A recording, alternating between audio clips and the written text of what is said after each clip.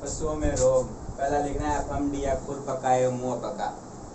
ठीक, अब आपको ध्यान में रखना है कि जो पेपर आता है एग्रीकल्चर का उसमें जो भी क्वेश्चन आए हैं आज तक उसमें क्या होता है कि ओनली यही पूछा जाता है कि ये रोग किसके कारण होता है, वायरस के कारण, और वायरस का नाम भी नहीं दिया होता, डायरेक्ट क्या दिया होता है, सीधा दिया होता है खुरपका एवं मुंह पका रोग किस कारण होता है, वायरस के कारण। ठीक, तो इसलिए आपको ये तो जरूर याद होना चाहिए, कोई भी चाहे रोग हो उस किसके कारण होता है, वायरस के कारण या जीवाणु के कारण। जितने भी पेपर आए हैं उनमें से कम पिछले 15 सालों में से 7 या 8 बार आया है फफूंदी रोग किसके कारण होता है, वायरस के कारण। ठीक, तो सबको पता होना चाहिए कि इसमें वायरस द्वारा होगा या जीवाणु द्वारा, पहला ये, और याद नहीं रहे या न रहे पर ये जरूर याद रखना है। ठीक, इसमें लिखो वायरस द्वारा,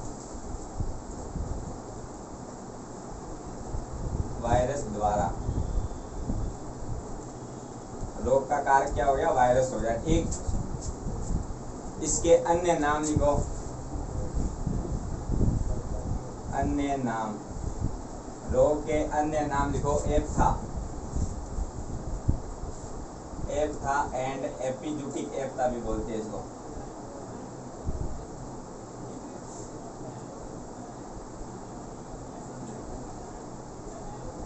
और ये जुगाली करने वाले पशुओं में होता है, ये लिखने की जरूरत नहीं है। एप्था हो गया और एपिजूटिक एप्था इसके अन्य नाम हो गए। जुगाली करने वाले पशुओं के अंदर होता है, उसमें क्या करती है, पशु के मुंह से लार गिरती है और खुर है उसमें क्या पड़ जाते हैं, छाले पड़ जाते हैं। ये सभी को पता है, लिखने की जरूरत नहीं है। इसमें लिखो पशु के मुंह में, पशु के मुंह को धोने में, पशु के मुंह को धोने में 1% फिटकरी का उपयोग करते हैं, 1% फिटकरी, 1% फिटकरी का उपयोग करते हैं। ठीक, आगे लिखो पशु के खुर या फुटबाथ बोलते हैं जिसे, पशु के खुर या पशु के खुर को धोने में, पशु के खुर को धोने में 1%, पशु के खुर को धोने में 1% कॉपर सल्फेट या नीला तोता, कॉपर सल्फेट जिसे नीला तोता बोलते हैं, नीला तोता काम में लेते हैं। लाल दवा काम में लेते हैं पर प्रचलित क्या है, ओनली नीला तोता है। ठीक, तो इसलिए एक याद रखना आप। और इसकी मात्रा पूछी गई है एक पेपर में, कॉपर 2018 में आया था, कॉपर सल्फेट फुटबाथ नाम दिया था, ऐसे नहीं दिया खुर को धोने में या पैर को धोने में, फुटबाथ नाम दिया था। हिंदी के अंदर भी इंग्लिश में भी होता है। इसमें मात्रा पूछी थी किसका उपयोग करते हैं, 1% कॉपर सल्फेट का। ठीक, फिटकरी का उपयोग मुंह को धोने में किया जाता है, इसका भी 1%। और उसके अलावा वैक्सीन भी काम में लेते हैं, वो लिख लो। इसमें लिखो फफूंदी पॉलीवैलेंट नाम का वैक्सीन देते हैं, फफूंदी पॉलीवैलेंट वैक्सीन 2 वर्ष की आयु में, फफूंदी पॉलीवैलेंट वैक्सीन 2 वर्ष की आयु में, फफूंदी पॉलीवैलेंट वैक्सीन 2 वर्ष की आयु में अप्रैल तथा मई के महीने में लगाते हैं।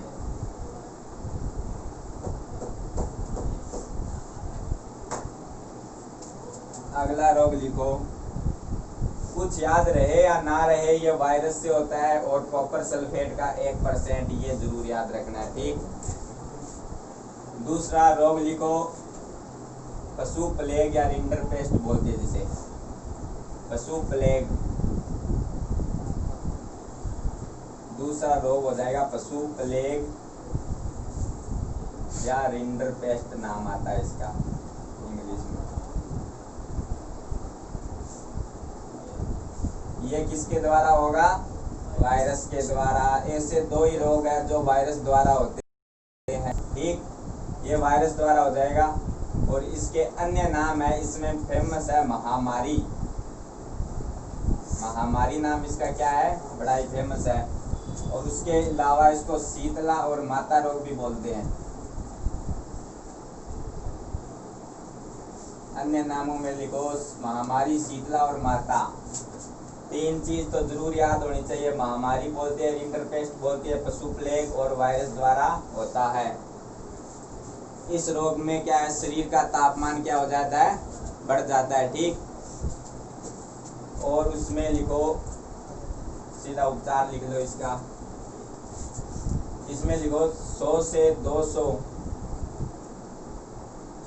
200 सीसी या क्यूबिक सेंटीमीटर बोलते हैं सीसी को। 100 से 200 सीसी एंटी रिंडरपेस्ट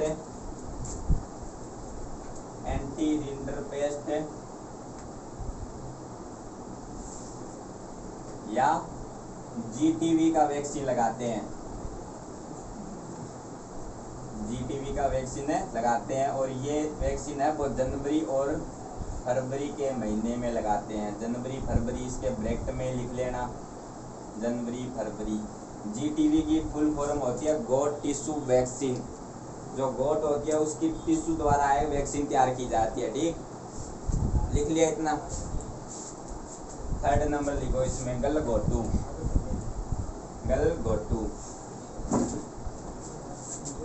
तीसरे नंबर पर लिखो गलघोटू, जिसे एचएस भी बोलते हैं शॉर्ट में, एचएस। हेमरहोगिक सेप्टोसीमिया इसकी फुल फॉर्म होगी। ब्रैकेट में आप इतना लिख लो एचएस। अन्य नाम इसके याद रह जाएंगे, गुरका, घोटुआ वगैरह बोलते हैं इसको। ये अन्य नाम इम्पोर्टेंट नहीं है इसके ज़्यादा। अन्य नाम गुरका,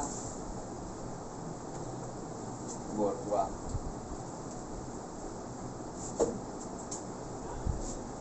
मेन है ये किसके कारण होता है, बैक्टीरिया के कारण होता है, जीवाणु के कारण होता है। बैक्टीरिया के कारण होता है। भैंस में ये पास्चुरेला बुबेली सेप्टिका और गाय में बोबी सेप्टिका। भैंस में पास्चुरेला, भेड़ बकरी में नहीं होता ये, मेन इसी में होता है। ये जो मेन है वो गाय और भैंसों में ही होता है गलघोटू रोग, ठीक। गाय में लिखो पास्चुरेला बोबी सेप्टिका।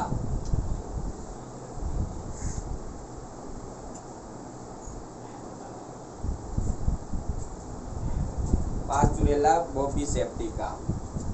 इसके उपचार में लिखो एंटी एचएस का वैक्सीन लगाते हैं, एंटी एचएस का वैक्सीन। और ये वैक्सीन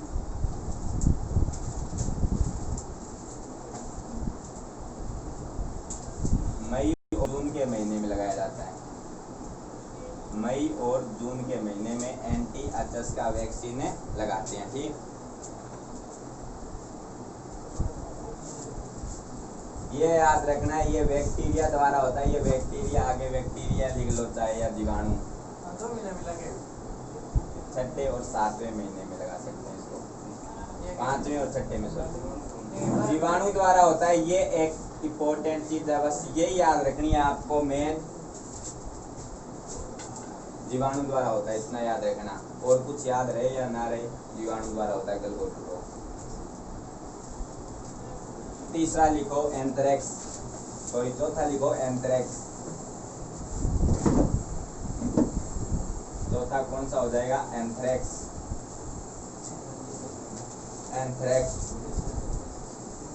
एंथ्रेक्स है वो बैक्टीरिया द्वारा होता है, bacillus anthracis. Bacillus anthracis bacteria.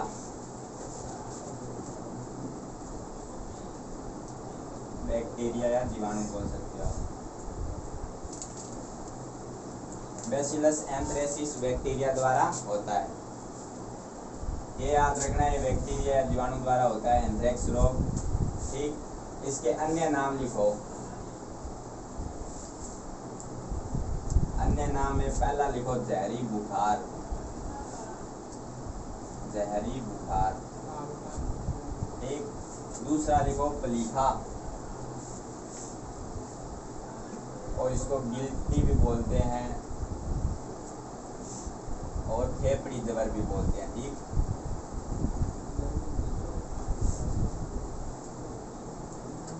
फेफड़ी जबर। ये एंथ्रेक्स एक ऐसा रोग है जो क्या है, पशुओं के माध्यम से मनुष्य में फैलता है। ठीक, देखो इसमें पशुओं के माध्यम से मनुष्य में फैलने वाला रोग कौन सा होगा, एंथ्रेक्स। इसमें उपचार में लिखो एंटी एंथ्रेसिस, एंटी एंथ्रेसिस का वैक्सीन लगाते हैं जुलाई और अगस्त के महीने में।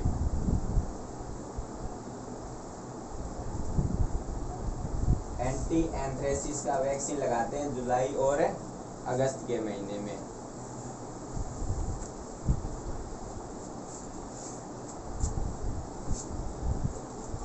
पांचवा लिखो ब्लैक वाटर या जहरवाद। एंटी एंथ्रेसिस का वैक्सीन लगाते हैं जुलाई अगस्त के महीने में। जहरवाद या जिसे ब्लैक वाटर के नाम से भी बोलते हैं, ब्लैक वाटर या जहरवाद। दूसरा नाम लिखो सुरकुरिया, यही नाम आता है ज्यादातर ब्लैक जहरवाद इसका। एक इसमें लिखो क्लोस्ट्रोडियम सोबियाई नामक बैक्टीरिया द्वारा होता है। ये किसके द्वारा होता है, ये भी बैक्टीरिया के द्वारा होता है।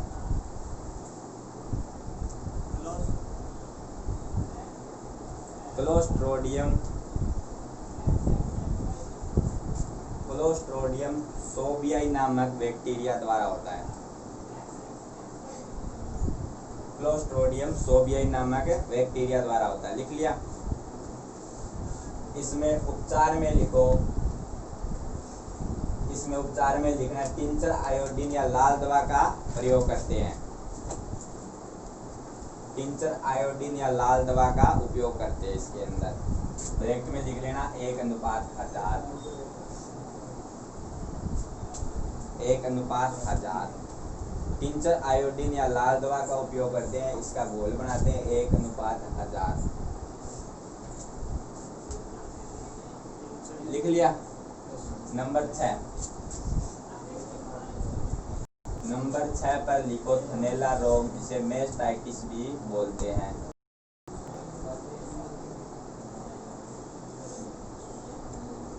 थनैला या मेस्टाइटिस, थनैला या मेस्टाइटिस, ये भी क्या है, बैक्टीरिया के द्वारा होता है थनैला रोग। और ये स्ट्रेप्टोकोकस नामक बैक्टीरिया के द्वारा होता है। और जिस पशुओं में अधिक, मतलब जो पशु अधिक दूध देते हैं ना, उनमें ये थनैला रोग होता है स्ट्रेप्टोकोकस नामक बैक्टीरिया द्वारा। स्ट्रेप्टोकोकस नामक बैक्टीरिया द्वारा, स्ट्रेप्टोकोकस नामक बैक्टीरिया द्वारा होगा। अधिक दूध देने वाले पशुओं में, या अधिक दूध देने वाले पशुओं में, अधिक दूध देने वाले पशुओं में ये स्ट्रेप्टोकोकस नामक बैक्टीरिया द्वारा होता है।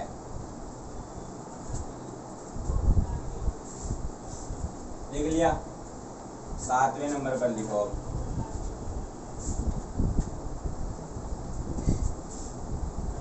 7वें नंबर पर लिखो दुग्ध जबर, जिसे मिल्क भी बताता है। दुग्ध जबर या मिल्क फीवर, इसका दूसरा नाम होता है प्रसवकालीन जबर। उपचार नहीं लिखना उसमें, ओनली मेस्टाइटिस एंटी वैक्सीन लगाते हैं। उपचार इम्पोर्टेंट नहीं है, इसमें ये लिखना है अपने को, जो ये उपचार याद रहे या ना रहे कोई दिक्कत नहीं है। उपचार एक याद रख लेना फमडी वाला, और सभी का ये याद रखना, ये बैक्टीरिया से होता है, ये वायरस से होता है, ठीक। इसे दुग्ध जबर या प्रसवकालीन जबर कहते हैं, ठीक। इसमें एक को लिखो, यह उपापचय, यह उपापचय रोग है, क्योंकि ये पोषक तत्व की कमी के कारण होता है, ना कि इसे बैक्टीरिया और वायरस के कारण। उपापचय रोग है ना, इस पर इम्पोर्टेंट लगा लो, कैल्शियम की कमी से उपापचय इम्पोर्टेंट लगा लो। ये पूछा जाता है क्वेश्चन, दुग्ध जबर है किसके कारण होता है, या सीधा पूछा जा सकता है निम्न में से पशुओं में होने वाला उपापचय या मेटाबॉलिक है डिजीज कौन सी है। इसमें लिखो कैल्शियम की कमी के, कैल्शियम की कमी के कारण, ठीक। तीसरी इंपॉर्टेंट चीज है, ये है एक ऐसा रोग है जिसमें पशुओं का शरीर का तापमान कम हो जाता है। बहुत इंपॉर्टेंट क्वेश्चन है, 2009 में पूछा गया है।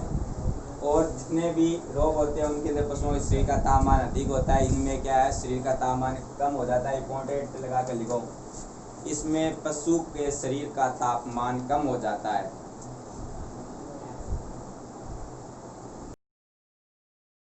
कम हो जाता है, उस पर लगा लो इंपॉर्टेंट। उपापचय रोग है और पशु के जो तापमान की कमी के कारण पशुओं में होता है, ये दो चीज इसमें इंपॉर्टेंट है, ठीक। और कैल्शियम बोरोग्लूकोनेट का घोल पिलाते हैं पशुओं को कैल्शियम की कमी के कारण, इसलिए ये इंपॉर्टेंट नहीं है, आपको पता ही चल जाएगा अगर दीजिएगा तो। अगला लिखो चिचड़ी जबर,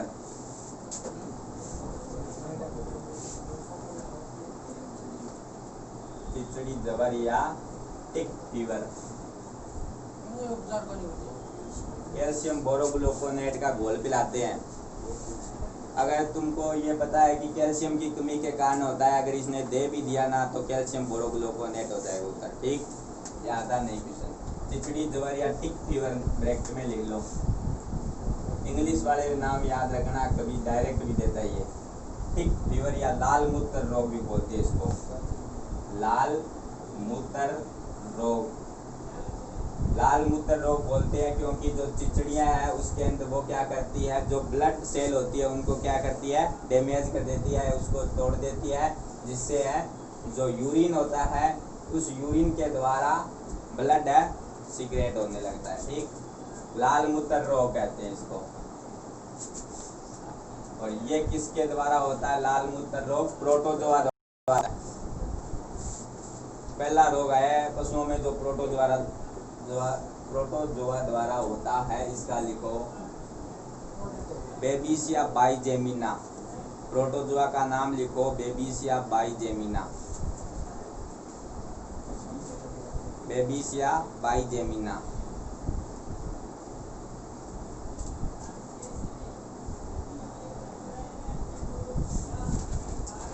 अगला रोग लिखो फड़किया या इंटरटॉक्सिमा भी बोलते हैं,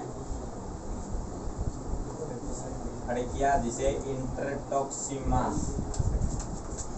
रोग भी बोलते हैं, इंटरटॉक्सीमिया रोग भी बोलते हैं फड़किया को। ये बैक्टीरिया के कारण होता है और बकरी और भेड़ के अंदर ये सर्वाधिक होता है। लिख लो बैक्टीरिया, ब्रैकेट में लिख लेना क्लोस्ट्रोडियम, हाँ क्लोस्ट्रोडियम।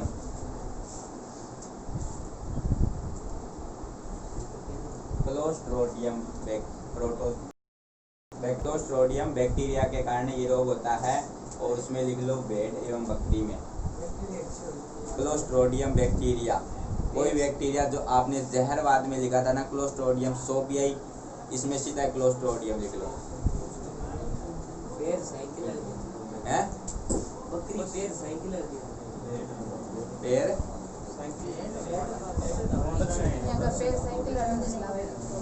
पैर पैर साइकिल एक्सीडेंट चलावे ये रोग में ये भेड़ या बकरियों में होता है, ये लिख लो।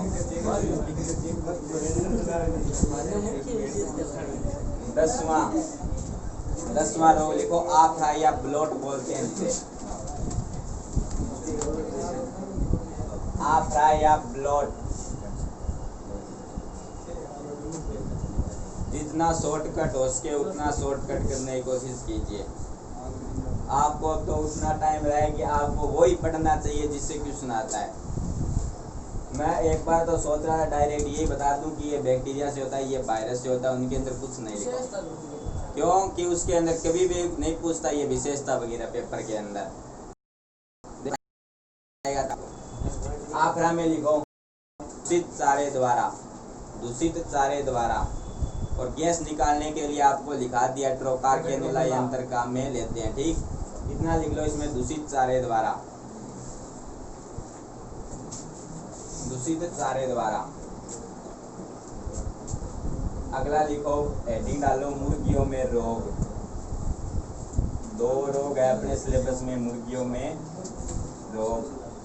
डायरेक्ट ही पूछा जाता है कि मुर्गियों में निम्न में से कौन सा रोग मुर्गियों में होता है, या रानीखेत रोग किसका है, मुर्गी का, ठीक, डायरेक्ट पूछा जाता है। ये भी नहीं पूछा जाता ये किससे होता है, वायरस से होता है, बैक्टीरिया से होता है, ठीक। तो पहला लिखो रानीखेत,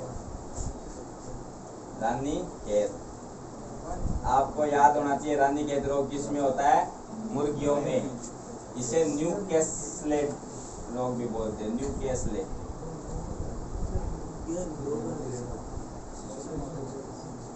न्यूकैसले रोग भी कहते हैं, ठीक। अगला लिखो, ये पैरामिक्सो वायरस द्वारा होता है, पैरामिक्सो वायरस द्वारा होता है, पैरामिक्सो, पैरामिक्सो, पैरामिक्सो वायरस द्वारा, ठीक। इसके अंदर क्या होता है, लकवा, जो उनके पंख होते हैं उनमें लकवा पड़ जाता है, ठीक, लकवा पड़ना, इतना ही रख लो, अगर डायरेक्ट भी पूछना ही जाए ऐसा नहीं है, लकवा पड़ना।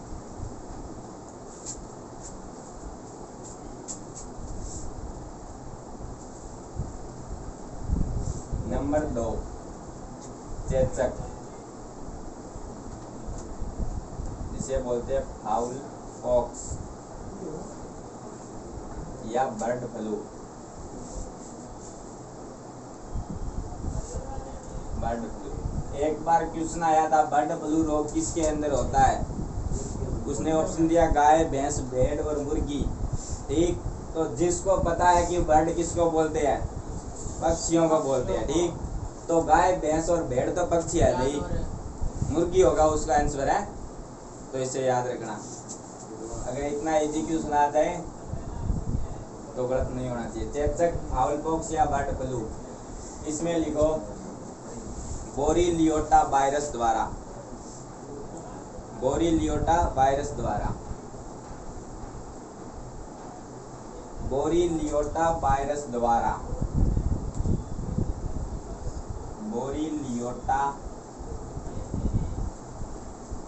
वायरस द्वारा,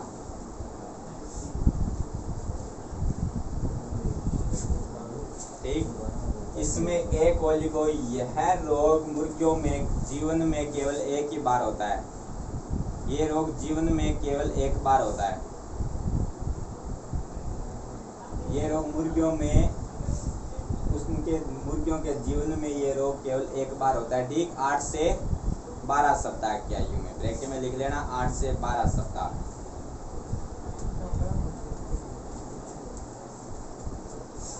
ठीक।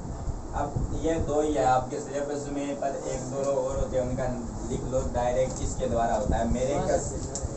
तीसरा लिखो मेरेकस, मेरेकस, मेरेकस में लिखो वायरस द्वारा, मेरेकस में लिखो वायरस द्वारा। चौथा लिखो खूनी दस्त, खूनी दस्त या कोक्सीडियोसिस, नाम लिख लेना हिंदी में, कोक्सीडियोसिस,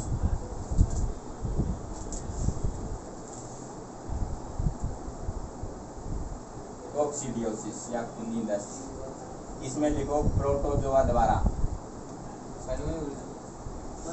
एक सेकंड, 2 रोग आपके सिलेबस में नहीं है पर तुम मुर्गियों में होते हैं, इसलिए याद रख लेना, वायरस द्वारा होता है, कोक्सीडियोसिस, प्रोटोजोआ द्वारा होता है, ठीक।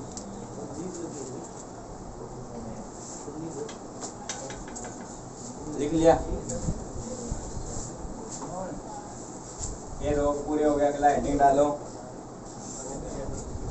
मेडिसिन एंड देयर यूज, औषधि तथा उनका उपयोग। कुछ 5-10 औषधियाँ दी है जो अपने ने उसमें काम में ली ना, नीला तोता वही है, ज़्यादा इसमें सुनाते नहीं है। इसमें लिखो औषधि या मेडिसिन एंड देयर यूज, औषधियाँ एवं उनके उपयोग।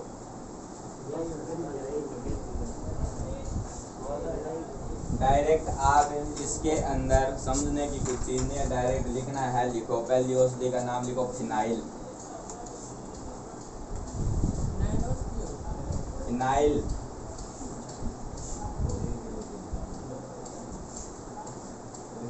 ब्रैकेट में लिख लेना, फिनाइल क्या जीवाणुनाशक है, ठीक।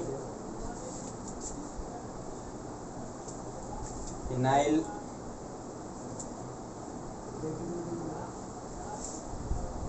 फिनाइल या जीवाणुनाशक, उसमें लिखो इसका 1% उपयोग, इसका 1% उपयोग, इसका 1% उपयोग घाव धोने में, घाव बन जाते हैं ना पशुओं में, उस घाव को धोने में, इसके 1% उपयोग घाव धोने में। और इसका 1% उपयोग है पशुशाला में, पशुशाला जो बर्तनों की सफाई वगैरह उनमें, पशुशाला में बर्तनों की सफाई के लिए भी इसका 1% उपयोग, और इसका 1% उपयोग घाव धोने में, ठीक। दूसरी औषधि लिखो फिनोल। फिनोल जिसे कार्बोलिक अम्ल भी बोलते हैं, कार्बोलिक अम्ल। ये भी क्या होती है, जीवाणुनाशक होती है, बैक्टीरिया वगैरह को खत्म करने का कार्य, जीवाणुनाशक। फिनोल या कार्बोलिक अम्ल जिसे जीवाणुनाशक कहते हैं, इसका 5% उपयोग, इसमें लिखो इसके 5% उपयोग, इसका 5% उपयोग पशुशाला में बर्तनों की सफाई के लिए, इसका 5% उपयोग पशुशाला में बर्तनों की सफाई के लिए। अगला लिखो 2%, इसका 2% उपयोग चिचड़ियों को नष्ट करने में, इसका 2% उपयोग चिंचड़ियों के नष्ट करने में, लिखो चिंचड़ियों को नष्ट करने में। तीसरा लिखो लाइसोल, इसको बोलते हैं जीवाणुनाशक। इसको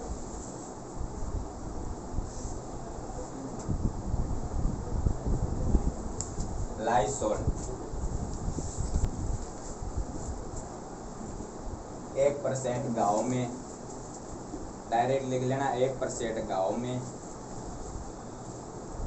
और 2% बर्तन सफाई में, पशुशाला की बर्तन सफाई में, डायरेक्ट लिख लो आप। 1% गाँव में और 2% पशुशाला में, जो बर्तनों की सफाई में, 2% बर्तनों की सफाई में। चौथा लिखो लाल दवा। लाल दवा जिसे टिंचर आयोडीन भी बोलते हैं, पोटेशियम परमैंगनेट। ये इंपॉर्टेंट है, लिख लेना कि अमनोफोर, या हिंदी में लिखना चाहता है वो हिंदी में लिख लो पोटेशियम परमैंगनेट। ये पूछा गया है पोटेशियम परमैंगनेट वाला।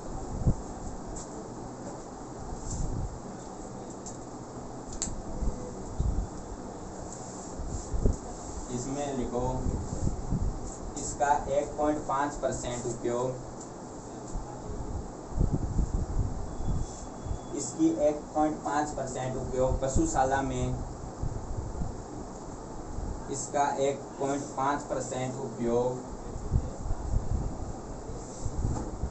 पशुशाला में शेड की सफाई के लिए, शेड होती है लगी हुई ऊपर पशुशाला में, शेड की सफाई के लिए इसकी 1.5% का उपयोग शेड की सफाई में। और जो सांप वगैरह काट लेता है पशुओं को, तो घाव भरने में भी इसका उपयोग होता है। 1% सांप के काटने पर घाव भरने के लिए।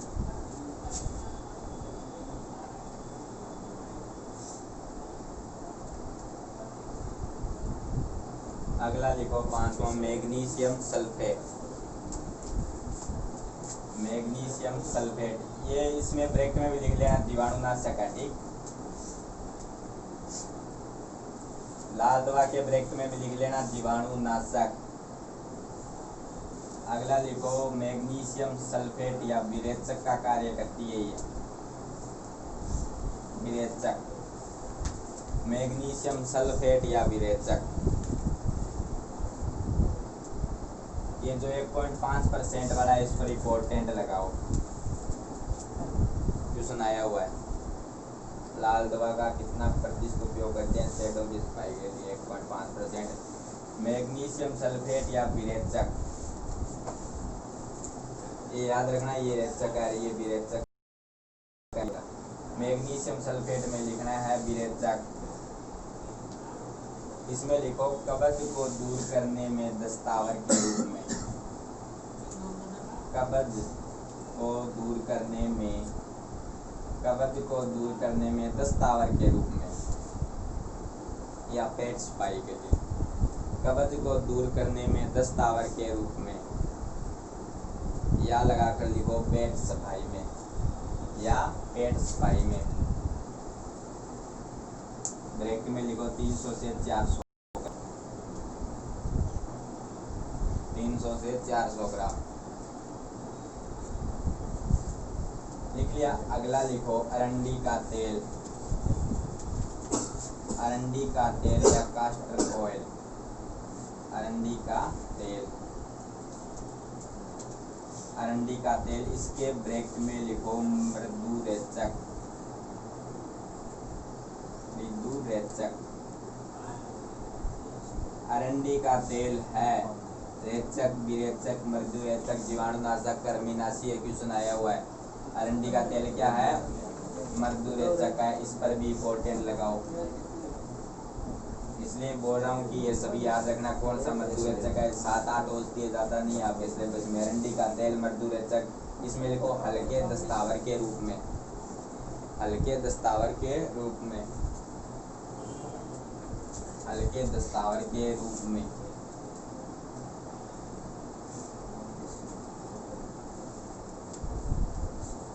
Number 7, number 7 alcohol. Number 7 alcohol. Number 7 alcohol. Bracket में लिखो उत्तेजक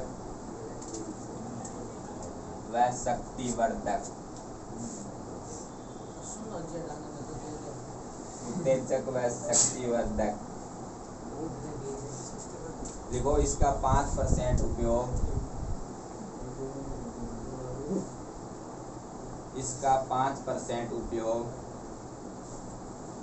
सर्दी दूर करने में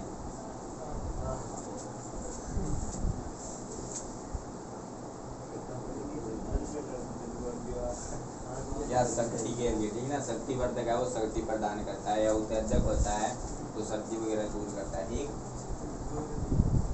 8वें नंबर पर लिखो फिनोविस।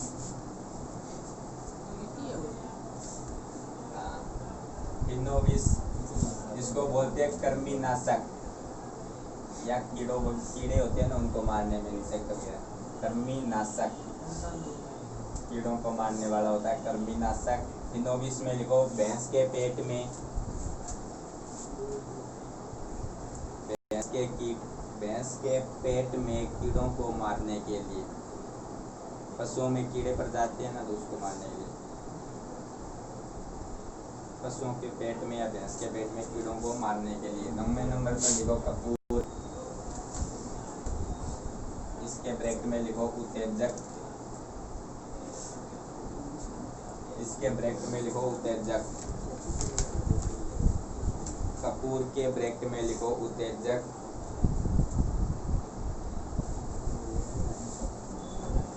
दर्द को दूर करने में, उत्तेजक में लिखो दर्द को दूर करने में। 9 में 10 पर लिखो, नंबर 10 पर कॉपर सल्फेट या नीला तोता।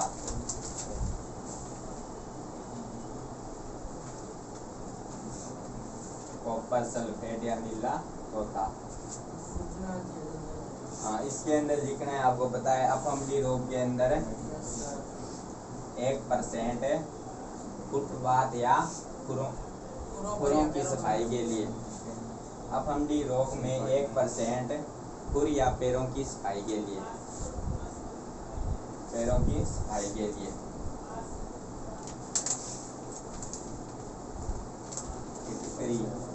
इसके ब्रैकेट में लिखो जीवाणुनाशक, और इसके कॉपर सल्फेट के ब्रैकेट में लिखना है कृमिनाशक। कॉपर सल्फेट आपने लिखा था, उसके ब्रैकेट में लिखो कृमिनाशक। कॉपर सल्फेट के ब्रैकेट में लिखना है कृमिनाशक, और फिटकरी के ब्रैकेट में लिखना है जीवाणुनाशक। और फिटकरी का उपयोग कहाँ किया जाता है? रक्त प्रवाह को रोकने में, या अपमडी रोग के अंदर इसका 1% उपयोग है मुंह की सफाई के लिए। देखो, रक्त प्रवाह को रोकने में, कहीं पर रक्त प्रवाह हो रहा है या रक्त ब्लड सिक्रेशन हो रहा है, उसको क्या करने के लिए? कम करने के लिए, रक्त प्रवाह को रोकने में, रक्त प्रवाह को रोकने में। और अपमडी रोग में इसका 1%। अपमडी रोग में इसका 1% मुंह की सफाई में।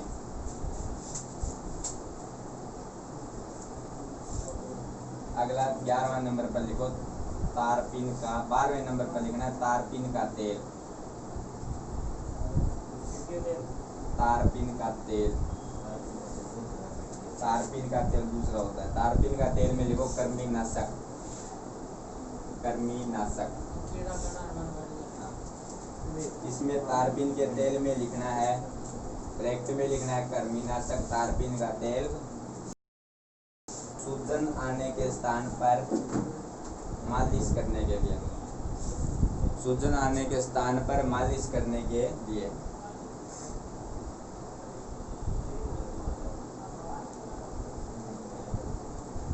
आपका लास्ट टॉपिक रहा है एनिमल हस्बेंड्री का,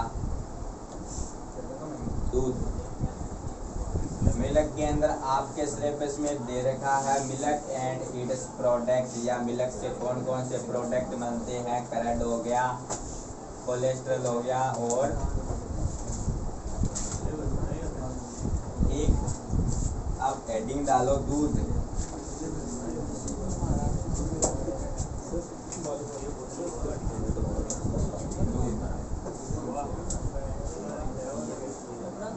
मिल्क पहला लिखना है इसके अंदर, भारत में जो आंकड़ा आपको कराया जाता है, तो वो क्या कराया जाता है? रिसेंटली, या अब का जो आंकड़ा है वर्तमान का, वही करवा रहा हूँ मैं। उसमें लिखाने की मेरे को जरूरत नहीं है 2019 के अनुसार या 2020 के अनुसार। जो आंकड़ा आपको कराया जा रहा है वो अब का करवा रहे हैं, ठीक ना। तो इसमें लिखो भारत में कुल दूध उत्पादन, ये वर्तमान का है, ठीक ना, 187 मिलियन टन।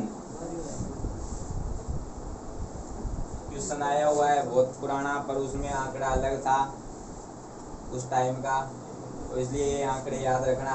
दूध वाला 187 मिलियन टन भारत में दूध उत्पादन, ठीक। अब इसमें लिखो राजस्थान में दूध उत्पादन 23 मिलियन टन। राजस्थान में, हाँ, 23 मिलियन टन। इसमें एक इम्पोर्टेंट चीज लिखना है कि राजस्थान का दूध उत्पादन में दूसरा स्थान है।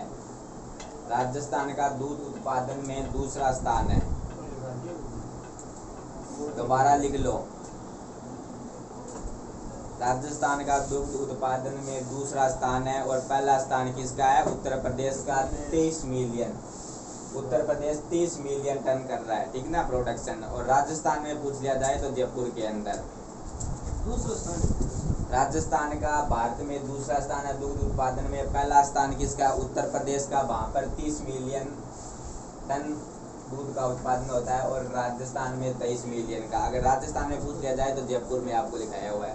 ठीक, अब लिखो श्वेत क्रांति के जनक या श्वेत क्रांति का संबंध किससे लिखाया हुआ है आपको। श्वेत क्रांति का संबंध किससे है, दूध उत्पादन से। और श्वेत क्रांति के जनक कौन है, वर्गीज कुरियन ने ये लिखाया है। और श्वेत क्रांति में जो ऑपरेशन फ्लड चलाया था वर्गीज कुरियन ने 1970 से 1996 के बीच में चलाया था, ये भी लिखाया हुआ है। और ये भी लिखाया कि वर्गीज कुरियन है उसको सेकंड है फूड प्राइज मिला था 1989 के अंदर। ठीक, लिखाया हुआ है ये। अगला लिखना है NDRI कहाँ पर है, ये भी लिखाया हुआ है, पर इसकी स्थापना पूछ लेते हैं। तो NDRI किस कहाँ पर है ये,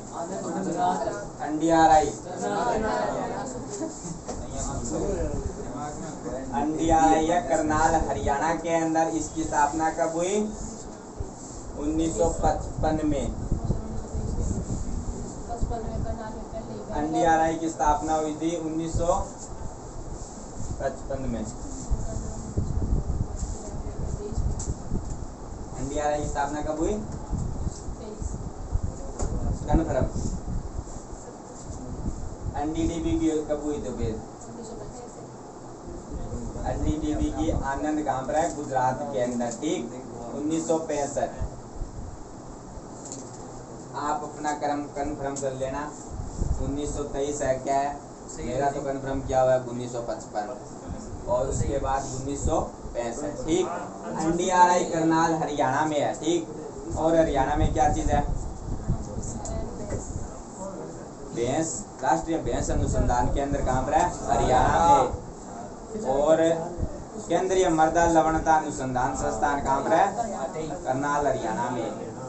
और NDDB आनंद गुजरात में है। और NRC medicine and aromatic plant की कहाँ पर है, आनंद गुजरात में। ठीक, एक अमूल दूध उत्पादन आता है, वो भी कहाँ पर है, आनंद गुजरात में। इसकी फुल फॉर्म होगी आनंद मिल्क यूनियन लिमिटेड। ठीक, अब आगे लिखो, कितना लिख लिया ना इनकी दोनों की स्थापना। आगे लिखो, एक पूर्ण दूध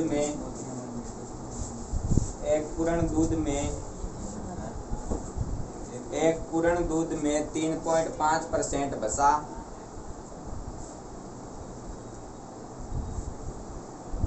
3.5% वसा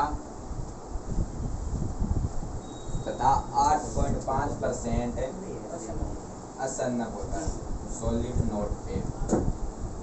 एक पूर्ण दूध में 3.5% वसा और 8.5% असन्नक होता है। और दूध की वेलोसिटी गाढ़ापन कितना होता है, देखो दूध का गाढ़ापन 1.5 से 2 सेंटीपोज। दूध का गाढ़ापन या जिसे वेलोसिटी भी बोलते हैं, सीधा दूध का, अलग नहीं है गाय भैंस का। 1.5 से 2 सेंटीपोज, 1.5 से 2 सेंटीपोज।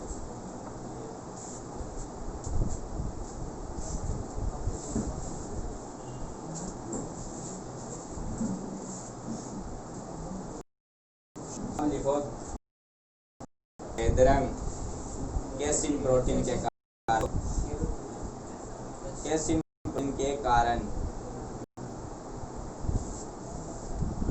दूध का सफेदपन, प्रोटीन के कारण।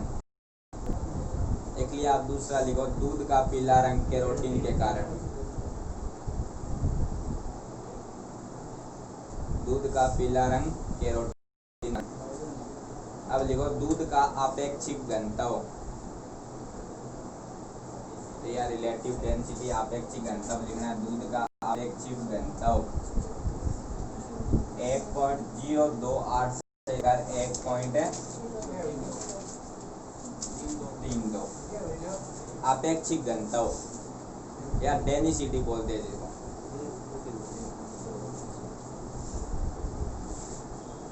अब लिखो, दूध का पीएच मान, दूध का पीएच मान कितना होगा, 6.7। दूध का पीएच मान 6.7 और ब्लड का पूछ लिया जाए तो 7.4। दूध का पीएच मान लिखना है यहाँ पर 6.7। लिख लिया।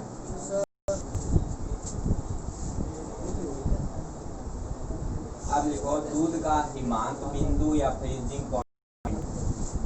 दूध का हिमांक बिंदु, हिमांक बिंदु या जिसे बोलते हैं freezing point. Freezing point, fridge में जो रखते हैं उसमें हिमांक बिंदु बोलते हैं, लो टेम्परेचर के अंदर वो। इसमें लिखो -0.55 डिग्री सेल्सियस। ये एवरेज रेंज है इसकी।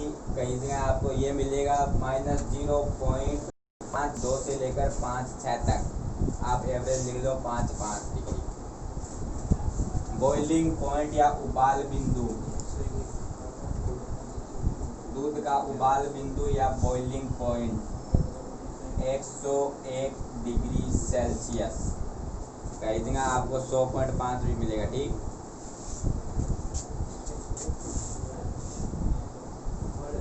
आगे लिखो सर्वाधिक औसत वसा किसके दूध में होगी? अगर सर्वाधिक औसत पूछ ली जाए, भेड़ के दूध में औसत पूछ ली जाए तो सर्वाधिक औसत वसा भेड़ के दूध में, ब्रैकेट में लिख लेना 8%।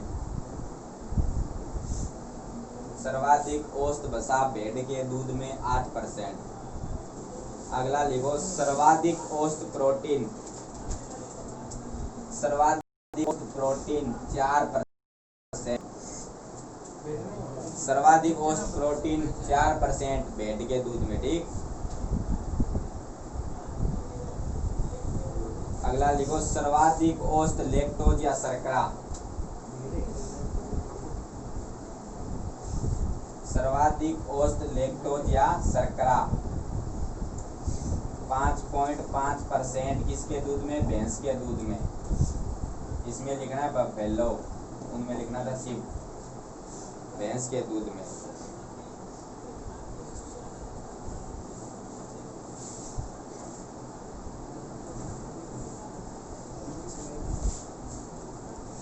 और देखो सर्वाधिक या औसत पानी की मात्रा सर्वाधिक कौन किसके दूध में? बकरी और भेड़, बकरी और गाय के दूध में 87%।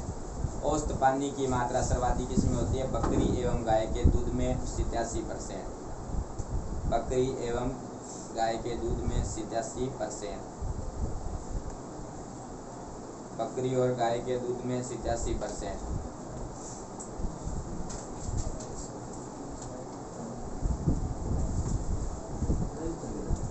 अब लिखो ताजे दूध में अम्लता, ताजे दूध में अम्लता, ताजे दूध में अम्लता, अम्लता में लिखो 0.12 से लेकर 0.18। ताजे दूध में अम्लता या एसिडिटी कितनी होती है? 0.12 से लेकर 0.18। लिख लिया। इसमें लिखो आगे, अगर यह अम्लता 0.2 से अधिक हो जाए तो दूध क्या हो जाता है? फट जाता है। अगर यह अम्लता 0.2 से अधिक हो जाए तो दूध फट जाता है।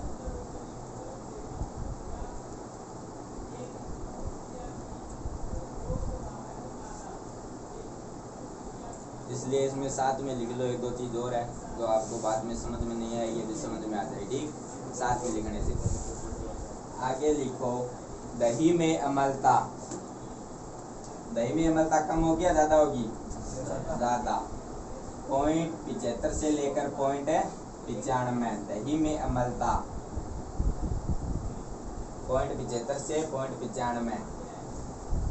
और खीस में कम होगी या ज्यादा होगी? किससे ज्यादा होगी? दूध से ज्यादा होगी या खीस? दही से? दूध से ज्यादा होगी।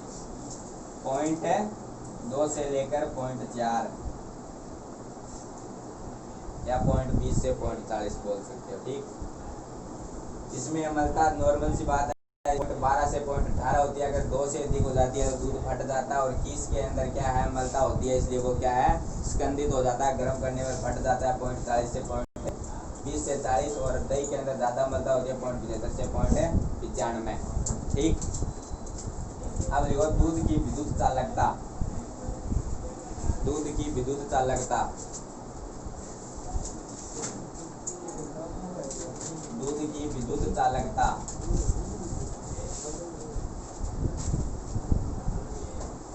0.005 महोज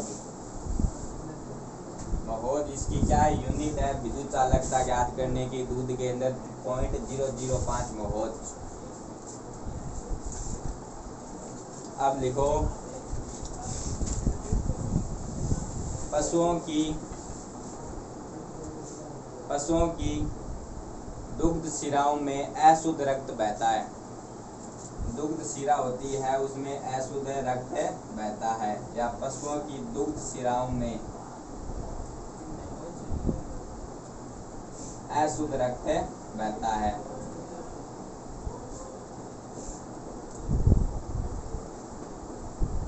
एक बार क्वेश्चन आया था कि पशुओं की दुग्ध शिराओं में होता है, पहला ऑप्शन दिया था उसने दूध और लास्ट में दिया था सीधा रक्त दिया था, अशुद्ध रक्त होता है। ठीक, सीधा रक्त दिया था। ये देख लेना कि एग्रीकल्चर के अंदर है, आप अगर 4 या 5 या 10 पेपर दे लोगे कोई भी चीज़ का या आपने सॉल्व कर दिया क्वेश्चन, तो एग्रीकल्चर वाला जो होता है वो क्या करता है ऐसे क्वेश्चन बनाता है कि आपको लगता है कि ये क्वेश्चन क्या है इजी है। दुग्ध शिराओं में होता है, सब सोचेंगे क्या होता है दुग्ध शिराओं में दूध होता है, पर क्या होता है उसमें रक्त होता है। तो इसलिए एग्रीकल्चर विभाग का जो स्टूडेंट 5 या 10 से क्वेश्चन सेट पेपर जो है उनको हल कर लेता है तो वो उसका दिमाग या उल्टा चलने लगता है। अगर कोई पूछ ले कि कोई भी क्वेश्चन पूछ ले, तो अगर वो आपको क्वेश्चन पूछ रहा है तो उसमें कोई ना कोई बात है तभी तो पूछ रहा है क्वेश्चन। अगर दूध शिराओं में होता है, सभी को पता है दूध होता है, सभी को पता है क्या होता है दूध होता है, ये सभी बता देंगे, पर आपको क्या उल्टा सोचना है, क्योंकि अगर आपको वो पूछ रहा है तो उसमें कोई ना कोई कारण है तभी तो पूछ रहा है। नेगेटिव सोचो उसके अंदर। आपको कभी भी ऐसा एग्जीक्यूशन देगा नहीं वो, इसलिए क्या है आप सोचने की कोशिश करो। आपने अगर कभी क्वेश्चन नहीं पढ़ा है ना तो भी आप उसको सही कर सकते हो। ठीक, अभी तो